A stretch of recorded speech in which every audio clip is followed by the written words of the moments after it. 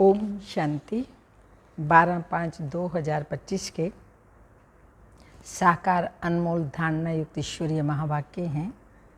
मीठे बच्चे, धंधा आदि करते भी सदा अपने गॉडली स्टूडेंट लाइफ और स्टडी याद रखो।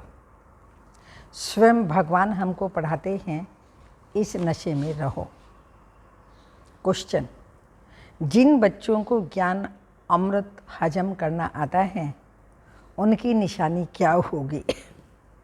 आंसर है, उन्हें सदा रूहानी नशा चढ़ा रहेगा और उस नशे के आधार पर सबका कल्याण करते रहेंगे।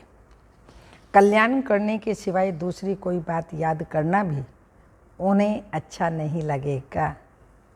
कांटों को फूल बनाने की ही सेवा में बिजी रहेंगे। ओम शांति। अब तुम बच्चे यहाँ बैठे हो और यह भी जानते हो कि अभी हम पाटधारी हैं। 84 जन्मों का चक्र पूरा किया, यह तुम बच्चों की स्मृति में आना चाहिए। जानते हो कि बाबा आया हुआ है हमको फिर से राज्य प्राप्त कराने, व तमो प्रधान से सतो प्रधान बनाने। यह बातें सिवाय बाप के और कोई नहीं समझाएंगे। तुम जब यहाँ बैठते हो तो तुम जैसे स्कूल में बैठे हो, बाहर हो तो स्कूल में नहीं हो। जानते हो यह ऊंच ते ऊंच रूहानी स्कूल है। रूहानी बाप बैठ पढ़ाते हैं। पढ़ाई तो बच्चों को याद आनी चाहिए ना।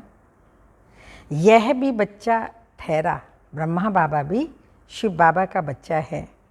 इनको अथवा सभी को सिखलाने वाला वह बाप है। सब मनुष्य मात्र की आत्माओं का बाप वह है। वह आकर शरीर का लोन लेकर तुमको समझा रहे हैं, रोज समझाते हैं। यहाँ जब बैठते हो तो बुद्धि में स्मृति रहनी चाहिए, हमने 84 जन्म लिए। हम विश्व के मालिक थे, देवी देवता थे, फिर पुनर्जन्म लेते लेते आकर पट पड़े हैं। भारत कितना साल्वेंट था, सारी स्मृति आई है। भारत की ही कहानी है, भारत के उत्थान पतन के 84 जन्मों की कहानी। साथ साथ अपनी भी है, क्योंकि 84 जन्म में मैं आत्मा भी आई। अपने को फिर भूल ना जाओ। हम स्वर्ग में राज्य करते थे, फिर हमको 84 जन्म लेने पड़े। ये सारा दिन स्मृति में लाना पड़े। धंधा आदि करते स्टडी तो याद रहनी चाहिए ना। कैसे हम विश्व के मालिक थे, फिर हम नीचे उतरते आए। बहुत सहज है, परंतु यह याद भी कोई को रहती नहीं है। आत्मा पवित्र ना होने के कारण याद खिसक जाती है। हमको भगवान पढ़ाते हैं, यह याद खिसक जाती है। हम बाबा के स्टूडेंट हैं। बाबा कहते रहते हैं याद की यात्रा पर रहो। बाप हमको पढ़ा करके यह बना रहे हैं, सारा दिन यह स्मृति रहे। बाबा ही स्मृति दिलाते हैं। यही भारत था ना। हम सो देवी देवता थे, सो अब असुर बने हैं। पहले तुम्हारी भी बुद्धि आसुरी थी, अब बाप ने ईश्वरीय बुद्धि दी है। परंतु फिर भी कोई कोई की बुद्धि में बैठता नहीं है, भूल जाते हैं। तो बाप कितना नशा चढ़ाते हैं। तुम फिर से देवता बनते हो तो वह नशा रहना चाहिए ना। हम अपना राज्य ले रहे हैं, हम अपना राज्य करेंगे। कोई को तो बिल्कुल नशा चढ़ता ही नहीं, ज्ञान अमृत हजम ही नहीं होता। जिन्हें नशा चढ़ा हुआ होगा उन्हें किसको समझाना भी सहज होगा और किसी का भी कल्याण करने के सिवाय दूसरी बात करना भी अच्छा नहीं लगेगा। फूल बनने की और बनाने की सर्विस में ही लगे रहेंगे। हम पहले फूल थे, फिर माया ने कांटा बना दिया, अब फिर फूल बनते हैं। ऐसी ऐसी बातें अपने से करनी चाहिए। हम नशे में रह तुम किसी को भी समझाएंगे, इस नशे में रह करके किसी को भी समझाएंगे तो झट कोई को तीर लगेगा। भारत गाड़ना पल्ला था, अब पतित बन गया, हम ही सारे विश्व के मालिक थे। कितनी बड़ी बात है। अभी फिर हम क्या बन गए हैं, कितना गिर गए हैं। हमारे गिरने और चढ़ने का यह नाटक है। ये कहानी बाप बैर सुनाते हैं, यह है झूठी और यह है सच्ची। ये सत्यनारायण की कथा सुनाते हैं, समझते थोड़ी हैं कि हम कैसे चढ़े फिर कैसे गिरे हैं। ये बाप ने सच्ची सत्यनारायण की कथा सुनाई है। राजाई कैसे कमाई, ये सारी है अपने ऊपर। आत्मा को अभी मालूम पड़ा है कि हम कैसे अब बाप से राजाई ले रहे हैं। बाप यहाँ पूछते हैं तो कहते हैं हाँ नशा है। बाहर जाने से कुछ भी नशा नहीं रहता। बच्चे खुद समझते हैं, भल हाथ तो उठाते हैं, परंतु चलन ऐसी है जो नशा रह न सके। फीलिंग तो आती है ना कि हम क्या थे, क्या बन गए। शिव बाबा फिर से हमें इतना ऊंच महान देवी देवता बना रहे हैं, तो बाबा ने कहा ये फीलिंग तो आती है ना। बाप बच्चों को स्मृति दिलाते हैं, बच्चे तुमको मैंने राजाई दी थी, फिर तुमने गंवा दी। तुम नीचे उतरते आए हो, क्योंकि यह नाटक है चढ़ने और उतरने का। आज राजा हैं, कल उनको उतार देते हैं। अखबार में भी बहुत ऐसी ऐसी बातें पढ़ती हैं, जिसका रिस्पॉन्स दिया जाए तो कुछ समझे। यह नाटक है, ये याद रहे तो भी सदैव खुशी रहे। बुद्धि में है ना। आज से 5000 वर्ष पहले शिव बाबा आया था, आकर राजयोग सिखाया था, लड़ाई लगी थी। अभी यह सब राइट बातें बाप सुनाते हैं। यह है पुरुषोत्तम संगम युग। कलयुग के बाद यह पुरुषोत्तम संगम युग आता है। कलयुग को पुरुषोत्तम युग नहीं कहेंगे, सतयुग को भी नहीं कहेंगे। आसुरी संप्रदाय और दैवी संप्रदाय कहते हैं, उनके बीच का यह संगम युग है। जबकि पुरानी दुनिया से नई दुनिया बनती है, नई से पुरानी होने में सारा चक्र लग जाता है। अभी है संगम युग। सतयुग में देवी देवताओं का राज्य था, अब वह है नहीं। बाकी अनेक धर्म आ गए हैं। यह तुम्हारी बुद्धि में रहता है। बहुत हैं जो 6-8 मास 12 मास पढ़कर फिर भी गिर पड़ते हैं, फेल हो पड़ते हैं। भल पवित्र बनते हैं, परंतु पढ़ाई नहीं करते तो फंस पड़ते हैं। सिर्फ पवित्रता भी काम नहीं आती। ऐसे बहुत सन्यासी भी हैं, वह सन्यास धर्म छोड़ जाए गृहस्थी बन जाते हैं, शादी आदि कर लेते हैं। तो अब बाप बच्चों को समझाते हैं, तुम स्कूल में बैठे हो, यह स्मृति में है। हमने अपनी राजाई कैसे कमाई, कितने जन्म लिए। अब फिर बाप कहते हैं विश्व के मालिक बनो। पावन जरूर बनना है। जितना जास्ती याद करेंगे उतना पवित्र होते जाएंगे, क्योंकि सोने में खाद पड़ती है। वह निकले कैसे। तुम बच्चों की बुद्धि में है, हम आत्मा सतो प्रधान थी, 24 कैरेट थी, फिर गिरते गिरते ऐसे हालत हो गई है। हम क्या बन गए हैं। बाप तो ऐसे नहीं कहते हम क्या थे।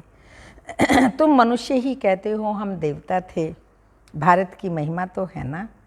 भारत में कौन आते हैं, क्या ज्ञान देते हैं, यह कोई भी नहीं जानते। यह तो पता होना चाहिए ना कि लिबरेटर कब आते हैं। भारत प्राचीन गाया जाता है, तो जरूर भारत में ही रीइनकार्नेशन होता होगा, अथवा जयंती भी भारत में ही मनाते हैं। जरूर फादर यहाँ आता है। कहते भी हैं भागीरथ तो मनुष्य शरीर में आया होगा ना। फिर घोड़े गाड़ी आदि दिखाई हैं, कितना फर्क है। श्री कृष्ण और रथ दिखाया है। मेरा किसी को भी पता नहीं है। अभी तुम समझते हो बाबा इस रथ पर आते हैं। इनको ही भाग्यशाली रथ कहा जाता है। ब्रह्मा सो विष्णु, चित्र में कितना क्लियर है। त्रिमूर्ति के ऊपर शिव, यह शिव का परिचय किसने दिया? बाबा ने ही बनवाया है ना। अभी तुम समझते हो बाबा इस ब्रह्मा रथ में आए हैं। ब्रह्मा सो विष्णु, विष्णु सो ब्रह्मा, यह भी बच्चों को समझाया है। कहाँ 84 जन्म के बाद विष्णु सो ब्रह्मा बनते हैं, कहाँ ब्रह्मा सो विष्णु, 1 सेकंड में। वंडरफुल बातें हैं ना। बुद्धि में धारण करने की है। पहले पहले समझाना होता है बाप का परिचय। भारत स्वर्ग था जरूर, हेमनली गॉड फादर ने स्वर्ग बनाया होगा। यह चित्र तो बड़ा फर्स्ट क्लास है। समझाने का शौक़ रहता है ना, बाप को भी शौक़ है। तुम सेंटर्स पर भी ऐसे समझाते रहते हो। यहाँ तो डायरेक्ट बाप हैं। बाप आत्माओं को बैठ समझाते हैं। आत्माओं के समझाने और बाप के समझाने में फ़र्क तो रहता है ना, इसलिए यहाँ सन्मुख आते हैं सुनने के लिए। बाप भी घड़ी घड़ी बच्चे बच्चे कहते हैं। भाई भाई का इतना असर नहीं रहता जितना बाप का रहता है। यहाँ तुम बाप के सन्मुख बैठे हो, आत्मा और परमात्मा मिलते हैं तो इसको मेला कहा जाता है। बाप सन्मुख बैठ समझाते हैं तो बहुत नशा चढ़ता है। समझते हैं बेहद का बाप, कहते हैं उनका नहीं मानेंगे। परमात्मा ऊंचे से ऊंचा बेहद का बाप हमें कह रहे हैं तो क्या हम उनका नहीं मानेंगे? बाप कहते हैं हमने तुमको स्वर्ग में भेजा था, फिर तुम 84 जन्म लेते लेते पतित बने हो, फिर तुम पावन नहीं बनेंगे। आत्माओं को कहते हैं शिव बाबा निराकार ज्योति बिंदु, हम आत्माओं को कहते हैं। कोई समझते हैं बाबा सच कहते हैं, कोई तो झट कहते हैं बाबा हम पवित्र क्यों नहीं बनेंगे। आप पवित्रता का सागर बाप आए हो, पवित्र बनाने, नई दुनिया का मालिक बनाने, तो क्यों नहीं बनेंगे। तो बाप कहते हैं मुझे याद करो तो तुम्हारे पाप कट जाएंगे, तुम सच्चा सोना बन जाएंगे। मैं सभी का पतित पावन बाप हूँ। तो बाप की समझानी और आत्माओं की समझानी यानी बच्चों की समझानी में कितना फ़र्क है। समझो कोई नए आ जाते हैं, उसमें भी जो यहाँ का फूल होगा तो उनको टच होगा, यह कहते ठीक हैं। जो यहाँ का नहीं होगा तो समझेगा नहीं। तो तुम भी समझाओ। हम आत्माओं को बाप कहते हैं। हम कह रहे हैं कोई शास्त्रों का ज्ञान है नहीं, स्वयं शिव परमात्मा हमें कहते हैं तुम पावन बनो। मनुष्य पावन बनने के लिए गंगा स्नान करते हैं, गुरु करते हैं, परंतु पतित पावन तो बाप ही है ना। बाप आत्माओं को कहते हैं तुम कितनी पतित बन गए हो। इसलिए आत्मा याद करती है कि आकर के पावन बनाओ। बाप कहते हैं मैं कल्प कल्प आता हूँ। तुम बच्चों को कहता हूँ ये अंतिम जन्म पवित्र बनो।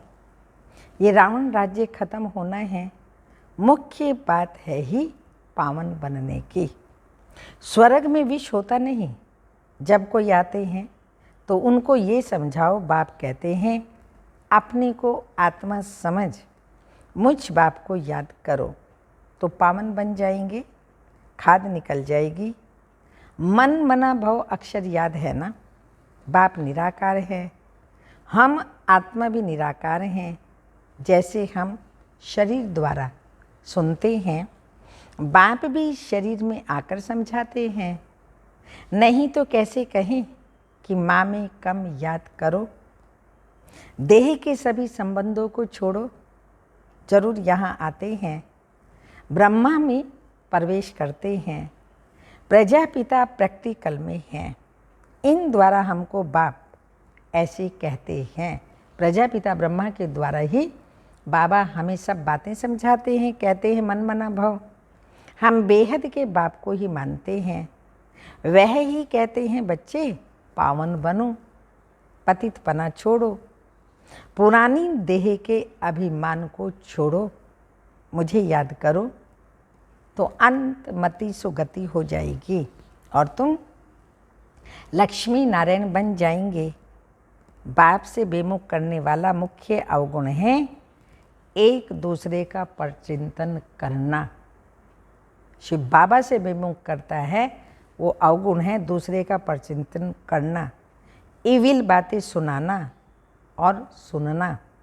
बाप का डायरेक्शन है तुम्हें इविल बातें सुननी नहीं है।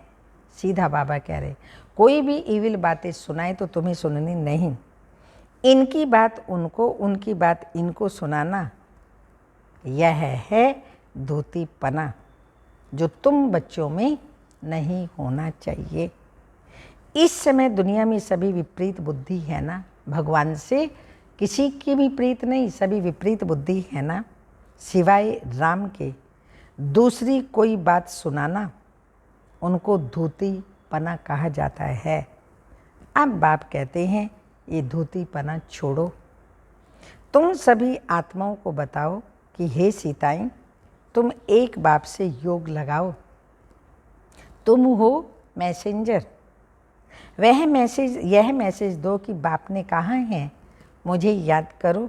बस इस बात के सिवाय बाकी सब है धूतीपना।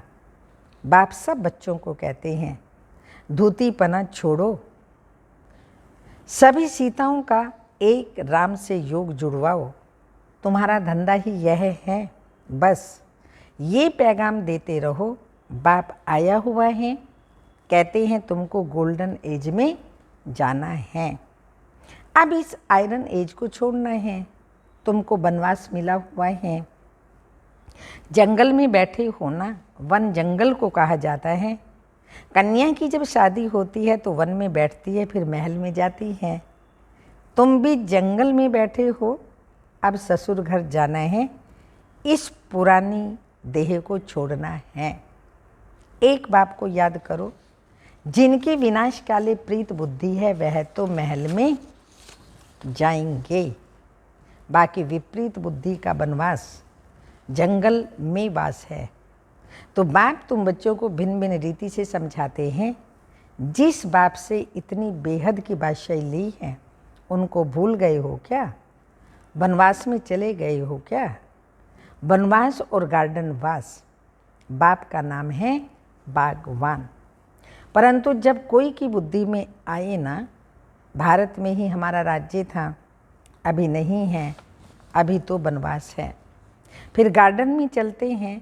तुम यहाँ बैठे हो तो भी बुद्धि में हैं हम बेहद के बाप से अपना राज्य ले रहे हैं। बाप कहते हैं मेरे साथ प्रीत रखो, फिर भी भूल जाते हैं। बाप उल्हाना देते हैं तुम मुझ बाप को कहाँ तक भूलते रहेंगे? हाँ, आखिर तो याद करना पड़ेगा, कब तक भूलते रहेंगे? फिर गोल्डन एज में कैसे जाएंगे? अगर बाबा को भूलते रहेंगे तो गोल्डन एज में कैसे जाएंगे?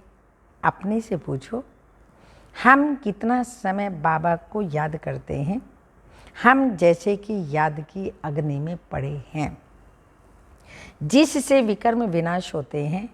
एक बाप से प्रीत बुद्धि होना है सबसे फर्स्ट क्लास माशूक है, जो तुमको भी फर्स्ट क्लास बनाते हैं। कहाँ थर्ड क्लास में बकरियों मिसल ट्रैवल करना और कहाँ एयर कंडीशन में, कितना फ़र्क है। ये सब विचार सागर मंथन करना है तो तुमको मज़ा आएगा। ये बाबा भी कहते हैं मैं भी बाबा को याद करने के लिए बहुत माथा मारता हूँ, अर्थात मेहनत बहुत करता हूँ। सारा दिन ख्यालात चलती रहती हैं। तुम बच्चों को भी यही मेहनत करनी है। अच्छा, मीठे मीठे सिक्की लदे बच्चों प्रति माता पिता बाप दादा का याद प्यार, गुड मॉर्निंग, डायमंड मॉर्निंग। रूहानी बाप की रूहानी बच्चों को नमस्ते। हम रूहानी बच्चों के रूहानी माता पिता बाप दादा को याद प्यार, गुड मॉर्निंग, डायमंड मॉर्निंग, ओम नमस्ते। धारणा के लिए मुख्य सार हैं किसी को भी एक राम बाप की बातों के सिवाय दूसरी कोई भी बातें नहीं सुनानी हैं। एक की बात दूसरों को सुनाना, परचिंतन करना, ये धूतीपना है, इसे अब छोड़ देना है। सेकंड पॉइंट, एक बाप के साथ प्रीत रखनी है, पुरानी देह का अभिमान छोड़ एक बाप की याद से स्वयं को पावन बनाना है। वरदान, समाने की शक्ति द्वारा रॉन्ग को भी राइट बनाने वाले विश्व परिवर्तक भाव। स्पष्टीकरण, दूसरे की गलती को देखकर स्वयं गलती नहीं करो। अगर कोई गलती करता है तो हम राइट में रहें, उसके संग के प्रभाव में ना आए। जो प्रभाव में आ जाते हैं वो अलबेले हो जाते हैं। हर एक सिर्फ ये जिम्मेवारी उठा लो कि मैं राइट के मार्ग पर ही रहूँगा। अगर दूसरा रॉन्ग करता है तो उस समय समाने की शक्ति यूज करो। किसी की गलती को नोट करने की बजाय उसको सहयोग का नोट दो, अर्थात सहयोग से भरपूर कर दो, तो विश्व परिवर्तन का कार्य सहज ही हो जाएगा। स्लोगन, निरंतर योगी बनना है तो हद के मैं और मेरेपन को बेहद में परिवर्तन करो। निरंतर योगी बनना है तो हद के मैं और मेरेपन को बेहद में परिवर्तन करो। अव्यक्त इशारे, रूहानी रॉयल्टी और प्योरिटी की पर्सनैलिटी धारण करो। वर्तमान समय के प्रमाण फरिश्तेपन की संपन्न स्टेज के व बाप समान स्टेज के समीप आ रहे हों, उसी प्रमाण पवित्रता की परिभाषा भी अति सूक्ष्म होती जाती है। सिर्फ ब्रह्मचारी बनना ही पवित्रता नहीं, लेकिन ब्रह्मचारी के साथ ब्रह्मा बाप के हर कर्म रूपी कदम पर कदम रखने वाले ब्रह्मचारी बनो। ओम शांति।